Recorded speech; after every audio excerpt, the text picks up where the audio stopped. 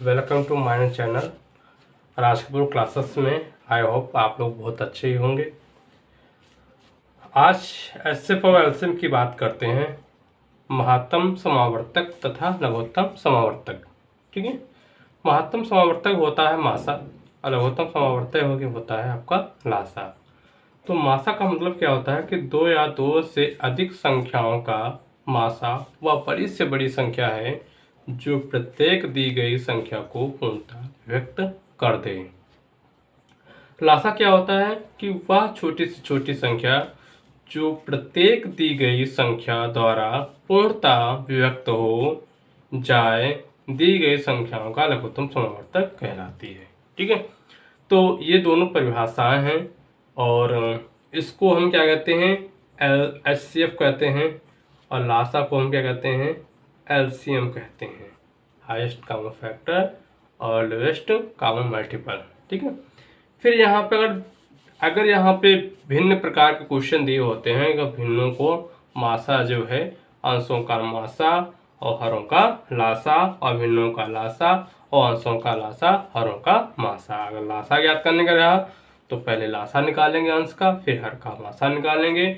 अगर मासा ज्ञात करने को कहा तो अंश का मासा निकालेंगे, हर का लासा निकालेंगे। ठीक है, इस तरीके से जो है इसको निकालेंगे। फिर इसमें बात कर लेते हैं कि सम संख्या और विषम संख्या। सम संख्या, ठीक है, तो सम संख्या क्या होता है, 0, 2, 4, 6, 8। तो ये क्या होते हैं, सम संख्या होते हैं। और विषम संख्या क्या होते हैं, विषम संख्या 1, 3, 5, 7, 9। ठीक है, ये विषम संख्या होती है। अगर इकाई के स्थान पर 0, 2, 4, 6, 8 आता है तो हमेशा वो किससे कटेगी, 2 से कटेगी। अगर विषम संख्या 1, 3, 5, 7, 9 आता है तो वो संख्या किससे कटेगी, विषम संख्या से कटेगी।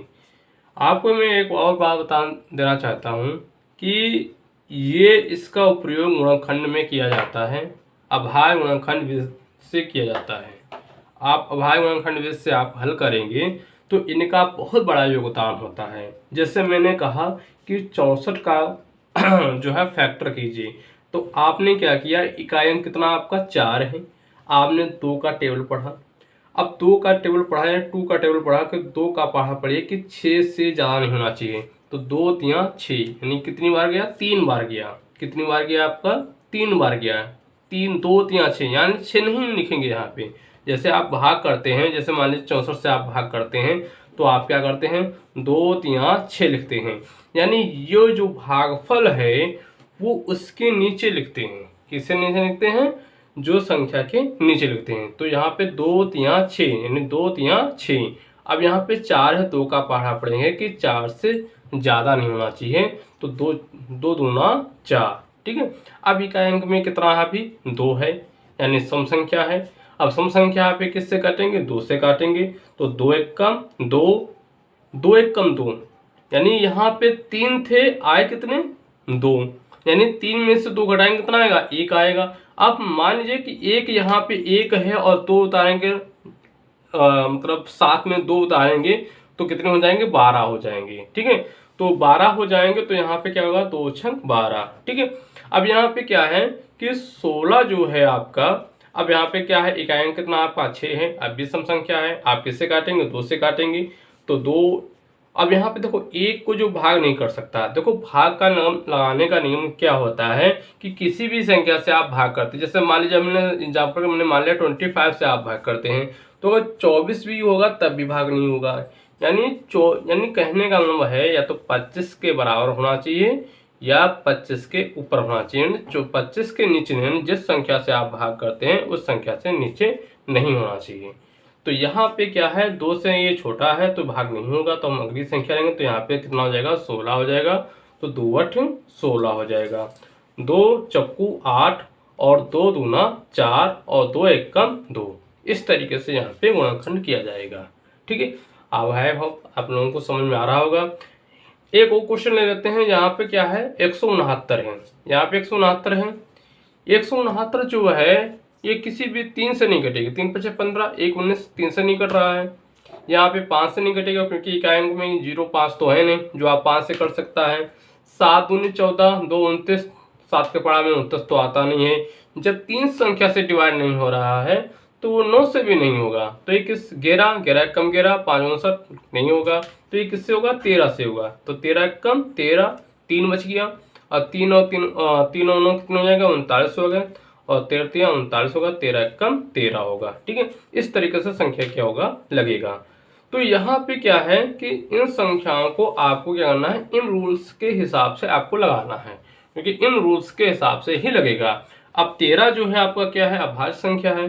अभाज्य संख्याएं भी आपको पता होनी चाहिए कि अभाज्य संख्याएं कौन कौन सी होती हैं। मैंने शुरुआत में वीडियो बनाया था तो उसमें नंबर सिस्टम में, तो नंबर सिस्टम में मैंने अभाज्य संख्या बताई थी। अभाज्य संख्याएं जो होती हैं वो कितनी होती हैं? 2 होते हैं, 3 होते हैं, 5 होते हैं, 7 होते हैं, 11, 13, 17, 19 और 23, 29, 31 और मान लीजिए 37, ठीक है, 41, 43 और 47। इस तरीके से क्या है?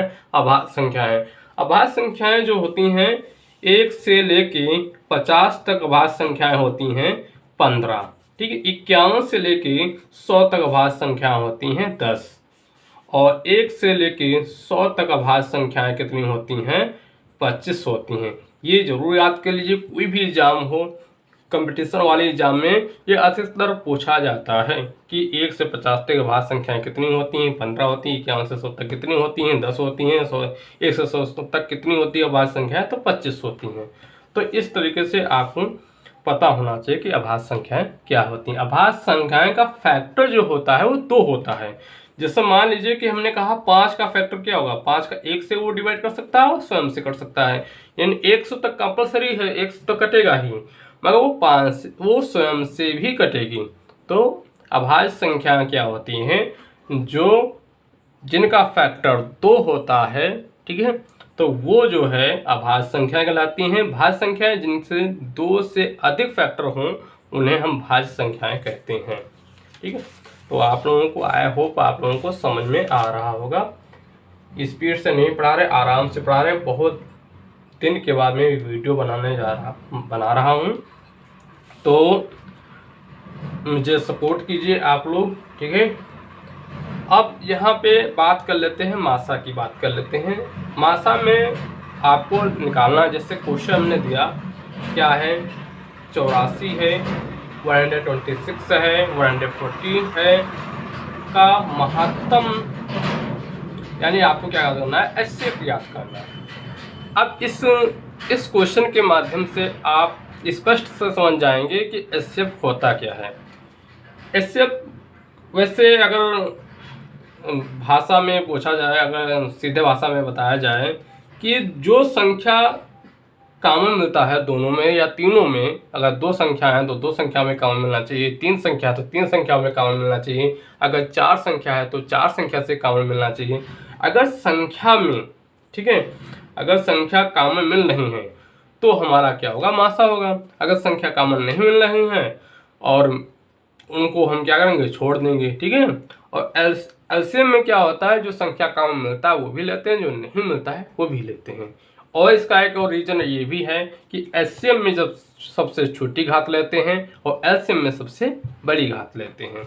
तो अभी धीरे धीरे आपको मैं समझाते चलते हैं। तो यहाँ पे क्या है कि 84 से हम क्या करेंगे? इसको हम क्या करेंगे? फैक्टर करेंगे। फैक्टर करना तो बहुत ही आसान हो जाएगा, बस आपको वही चीज़ें याद होनी चाहिए, सम संख्या और विषम संख्या। इंग्लिश में कहते हैं इवन नंबर कहते हैं, और इसको हम क्या कहते हैं? ऑड नंबर कहते हैं। जैसे 0 2 4 6 8 हो जाएगा, और यहाँ पे 1 3 5 7 हो जाएगा, 7 9 हो जाएगा, ठीक है। तो यहाँ पे क्या है? तो इवन नंबर तो हमेशा पता होना चाहिए कि इवन नंबर है तो हमेशा वो 2 से डिवाइड होगा, मगर इसमें हमेशा 3 से डिवाइड नहीं होता है, क्योंकि 25 जो है वो 3 से डिवाइड नहीं होगा। हालांकि है तो विषम संख्या, मगर वो 25 जो है 5 से डिवाइड होगा। 49 जो है 49 यानी 49 जो है वो 5 से नहीं, 3 से नहीं, वो किससे कटेगी? 7 से। तो ये हमेशा के लिए तो नहीं रूल्स हो सकता है, मगर हाँ ये है कि छोटी संख्या से शुरुआत करेंगे और जब छोटी संख्या से कट जाएगा तो हम 5 से पहुंचेंगे। तो यहाँ पे क्या है? 84 है, 84 से हम भाग करते हैं, 2 चक्कू 8, यहाँ इकाई अंक है, 2 का पारा पड़ेंगे, 8 से ज़्यादा तो 2 चक्कू 8 यानी कितनी बार गया, 4 बार गया, 2 दूना 4। देखो ध्यान से सुनोगे, देखो मैथ जो है एक खेल है, जितना आप ध्यान केंद्र से सुनेंगे आप उतना ही आपको अच्छी तरीके से समझ में आएगा। ठीक है, तो आपको मेरी बात को ध्यान से, मेरे शब्दों पर ध्यान से सुनना है कि ये क्या बोल रहे हैं। ठीक है, और किस तरीके से, क्योंकि सवाल लगाने का एक ट्रिक होता है, मेथड होता है, एक तरीका होता है।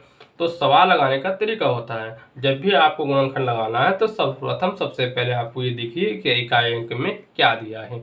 अगर इकाई अंक का सम दिया है तो 2 से डिवाइड कीजिए, अगर इकाई अंक विषम दिया है तो 3 से डिवाइड कीजिए, 3 से नहीं हो रहा तो 5 से कीजिए, 5 से नहीं हो रहा तो 7 से कीजिए, 7 से नहीं हो रहा तो 9 से कीजिए, और 3 से नहीं कट रहा तो 9 से भी नहीं कटेगा। ठीक है, तो ये चीज़ें आपको पता होनी चाहिए।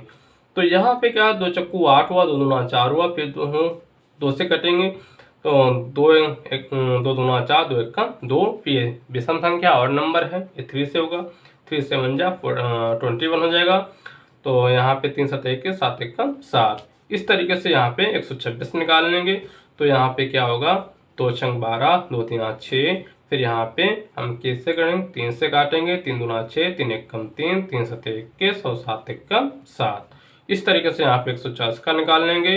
तो यहाँ पे 2 7 14, फिर 0 हो जाएगा, फिर 2 3 6, 2 5 10 हो जाएगा।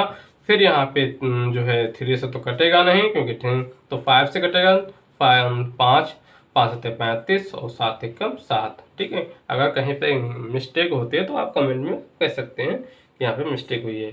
तो यहाँ पे क्या है, तो इस तरीके से यहाँ पे हमने निकाल लिया। तो यहाँ पे क्या लिखेंगे, और ये कौन सी विधि है, ये भी मैं आपको बता देता हूँ, ये कौन सी विधि है, अभाज्य गुणनखंड विधि द्वारा, अभाज्य गुणनखंड विधि द्वारा। ठीक है, क्योंकि इसके 2 रूल्स होते हैं, एक अभाज्य गुणन होता है और एक होता है आपका भाग विधि। ठीक है, मैं वो भी आपको मैं समझाऊंगा इसी में। ठीक है, भाग विधि कैसे लगाते हैं और अभाज्य गुणनखंड में आपको तो बता ही रहा हूँ। ठीक है, तो यहाँ पे क्या हुआ कि 2 गुणे 2 गुणे 3 गुणे 7। ठीक है, और यहाँ पे 1 भी हो गया।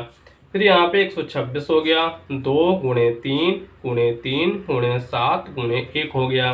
फिर यहाँ पे आपका क्या आ जाएगा, 140 आ जाएगा। तो यहाँ पे क्या है, 2 गुणे 5 गुणे 7 गुणे 1 इसलिए रखते हैं क्योंकि कभी कभी ऐसी कंडीशन हो जाती है कि वहाँ पे कोई भी कॉमन नहीं मिलता है, तो वहाँ पे सिर्फ एक कॉमन मिलता है, वहाँ पे कोई संख्या कॉमन नहीं मिलेगा, वहाँ पे सिर्फ ओनली 1 मिलेगा। ठीक है, तो वहाँ पे ऐसे कितना आ जाएगा, जैसे हमने कहा कि 3 और 2 का आप बताइए कि ऐसे कितना होगा, तो 1 होगा। 3 में 3 1 जा 3 होगा, 2 1 जा 2 होगा, तो 3 भी नहीं मिला, 2 भी नहीं मिला, तो क्या होगा तुम्हारा, इसको कहते हैं साभाज्य संख्याएं।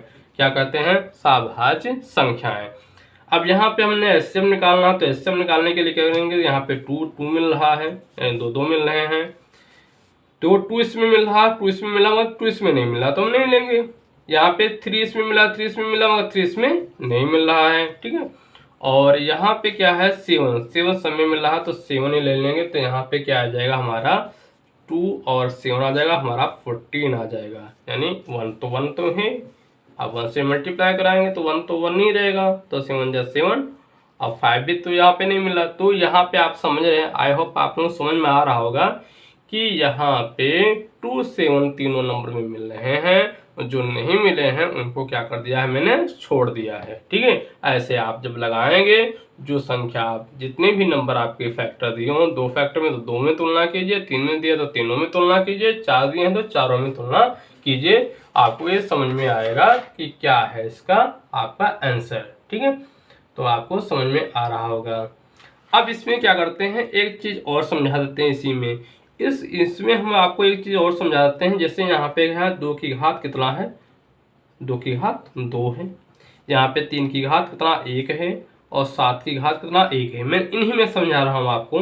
ठीक है, 126 जो है आपका क्या है, वरना आपका लंबा वीडियो हो जाएगा। ठीक है, तो इसी में आपको मैं समझा दे रहा हूँ।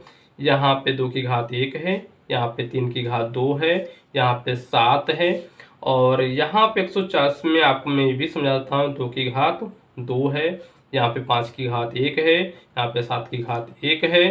तो इसमें क्या है, सबसे एचसीएफ आपको याद करना है। तो हमने क्या होता है कि कम पावर वाली मतलब जो है यानी कम घात वाली लेंगे और कॉमन होना चाहिए। तो यहाँ पे 2 है, 2 है, यहाँ पे 2 है, तो 2 की घात हम क्या लेंगे, 1 लेंगे। ठीक है, 3 तो हम मिला ही नहीं है तो 3 ले नहीं सकते हैं। और 7 है तो 7 हमने ले लिया, इसको हम 2 बार एक बार लिख सकते हैं, इसको भी एक बार लिख सकते हैं। तो कितना आया, 14 आया। आई होप आप लोगों को समझ में आ रहा होगा। ठीक है, तो इस तरीके से हमारा क्या हुआ, एचसीएफ हुआ। एचसीएफ जो है आप प्रैक्टिस करेंगे तो आपको अच्छी तरीके से आप फैक्टर भी कर सकते।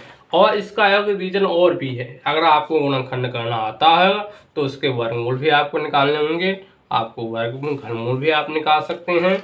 जैसे मैंने क्या समझाया है, इसमें ये क्या है, वर्गमूल ही है, 2 है, वर्गमूल में 2 का जोड़ा बनता है, तो 2 2 जा 4, 4 2 जा 8 हो जाएगा। यानी ये किसका वर्ग है, 8। 64 का वर्गमूल कितना है, 8 है, तो 8 का वर्ग कितना है, 64 है। ठीक है, 13 का वर्ग कितना है आपका, 169 है, 169 का वर्गमूल कितना है आपका, 13 है। तो आप इससे वर्ग और वर्गमूल भी निकाल सकते हैं, घन और घनमूल भी निकाल सकते हैं इस मेथड से, यानी इस तरीके से। फिर मैं बताना चाहूँगा, इसमें क्या है, मैं क्वेश्चन और ले लेता हूँ। इसमें आपका आ जाएगा, ये क्वेश्चन कौन सा है आपको मैं, जैसे यहाँ पे क्या है कि 14 है, और यहाँ पे क्या है 42 है, और यहाँ पे क्या है 21 है, यहाँ पे क्या है 33 है, और यहाँ पे क्या है 55 है, और यहाँ पे क्या है 22 है।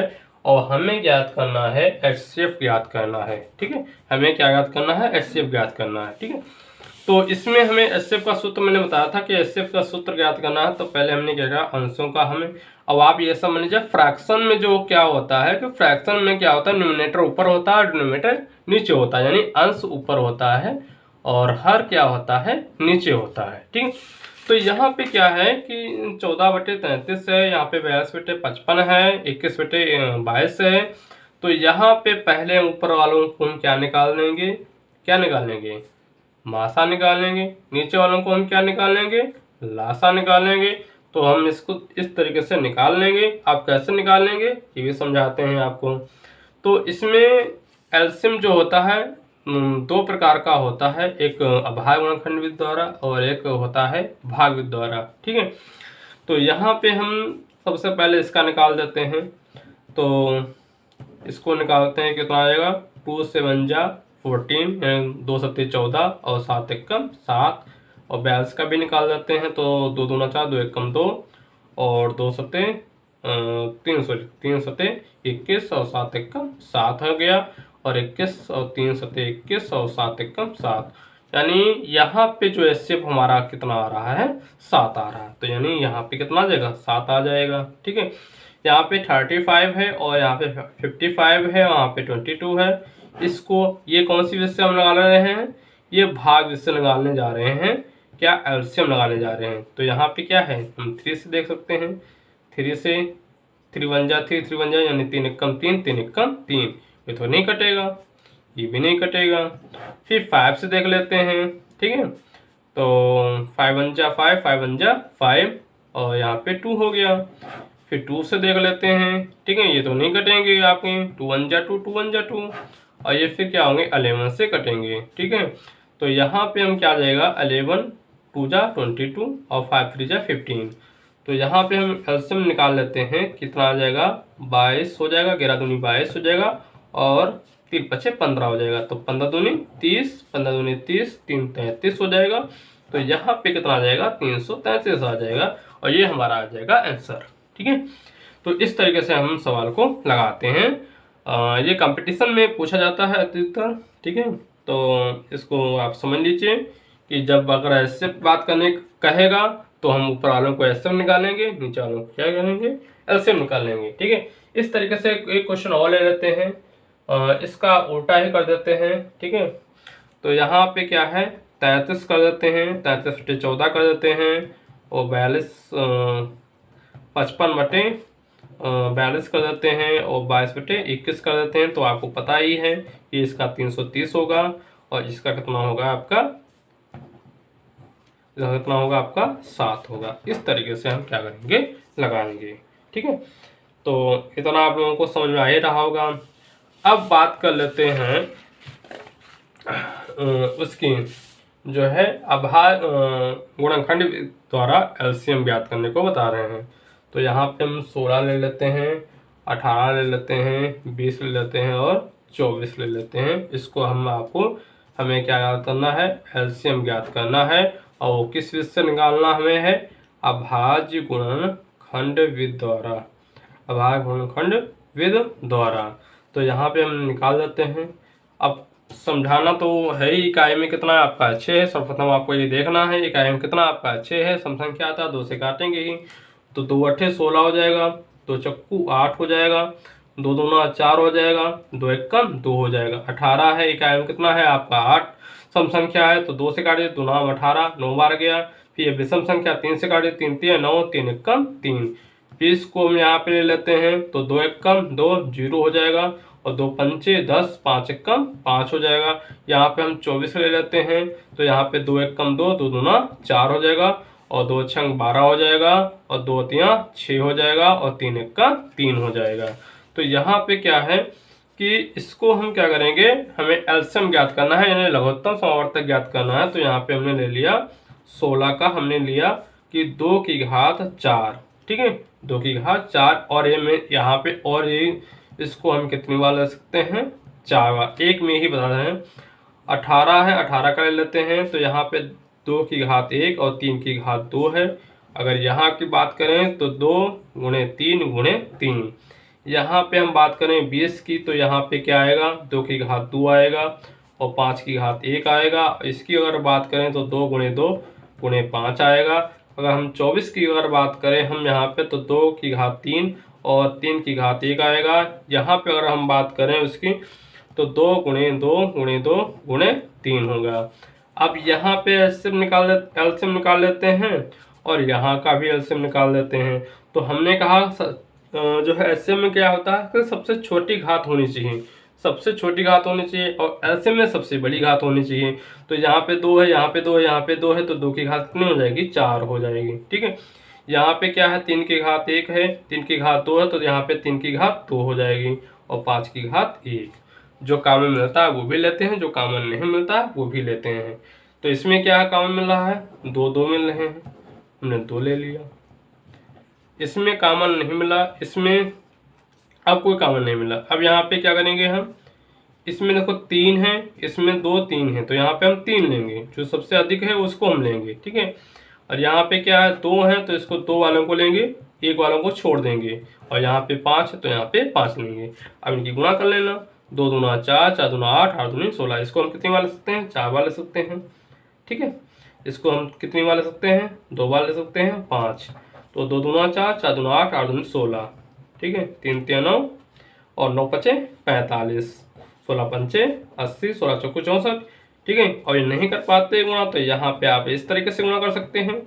तो 6 पंचे 30, 6 चौको 24, 24 और 3 27, क्रॉस लगा दीजिए, और क्रॉस क्या, 0 ही लगाएंगे, ठीक है। 1 पंचे 5 और 1 चक्कू 4, तो 0 7 5 12 और 4 2 6 7, यानी कितना आ जाएगा 720, यानी कितना आंसर आ जाएगा 720, ठीक है। तो इस तरीके से हम क्या लगाते हैं, एलसीएम निकालते हैं, ठीक है। तो आई होप आप लोगों को समझ में आ रहा होगा, ठीक है।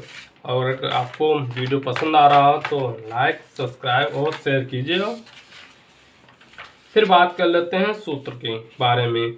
अब एक मेन सूत्र आता है कि दो संख्याओं का गुणनफल, दो संख्याओं का गुणनफल बराबर क्या होता है, एचसीएफ गुणे एलसीएम। ये तो आपको हिंदी तो पता ही होगा। अब एलसीएम बराबर क्या होता है, एचसीएफ बराबर क्या होता है कि दो संख्याओं का गुणनफल बराबर क्या होता है, एलसीएम होता है। और एलसीएम बराबर क्या होता है, दो संख्याओं का गुणनफल बराबर एचसीएफ होता है। पहली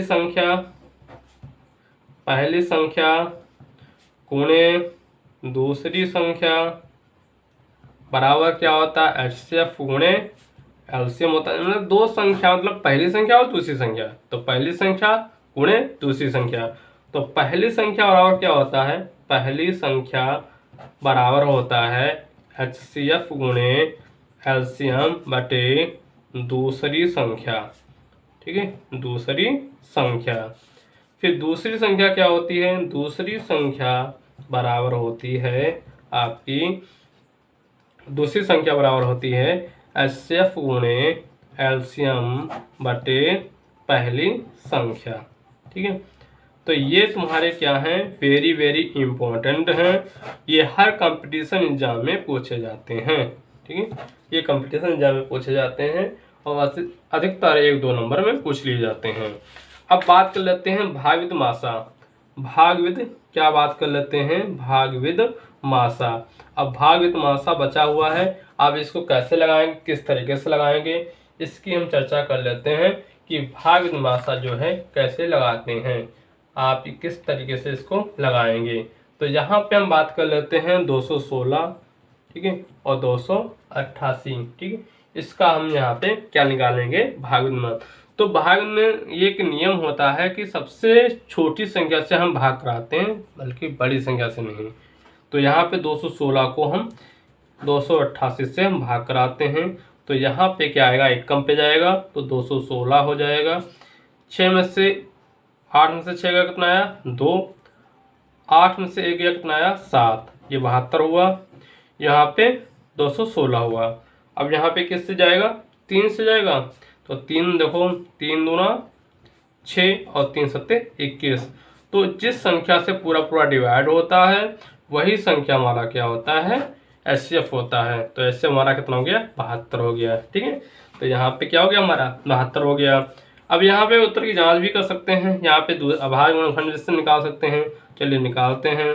तो यहाँ पे क्या हुआ, 2 1 कम 2 0, 2 संख्या लगातार लेंगे तो यहाँ पे क्या बढ़ाएंगे, 0 बढ़ाएंगे, 2 8 16, एक आएंगे कितना है, सम संख्या है।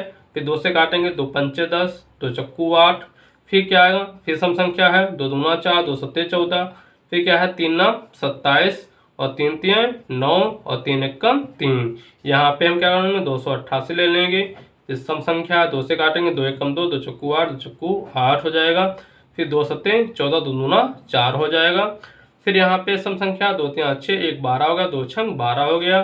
फिर सम संख्या 2 1 2, 2 8 16 हो जाएगा, और 2 9 18, 3 3 9 और 3 1 3 हो जाएगा। तो यहाँ पे क्या है, 216 2 गुणे 2 गुणे 2, और यहाँ पे 288 हो जाएगा। तो यहाँ पे 3 गुणे 3 गुणे 3 गुणे 1 हो जाएगा। यहाँ पे 2 गुणे 2, 1 2 3 4 5, 5 बार। तो यहाँ पे हम इसको 5 बार लिख लेंगे और 3 गुणे 3 लिख लेंगे, तो 1 3 बार हो गया और ये भी 2 बार आया। तो 2 गुणे 2 गुणे 2 गुणे 3 गुणे 3, तो 3 3 9, 9 दून 18, 18 दूना 36 और 36 दूना 72। तो ये तुम्हारा आ गया, उत्तर की जांच हो गई। ऐसे भी हमारा भाग से भी 72 आ रहा है, और गुणनखंड अभाज्य गुणनखंड से भी हमारा क्या आ रहा है, 72 आ रहा है। और यह हो गया आपका। Thank you. आज के लिए इतना ही, कल मैं वीडियो फिर से अपलोड करूंगा इसी टॉपिक पर। थैंक यू, धन्यवाद।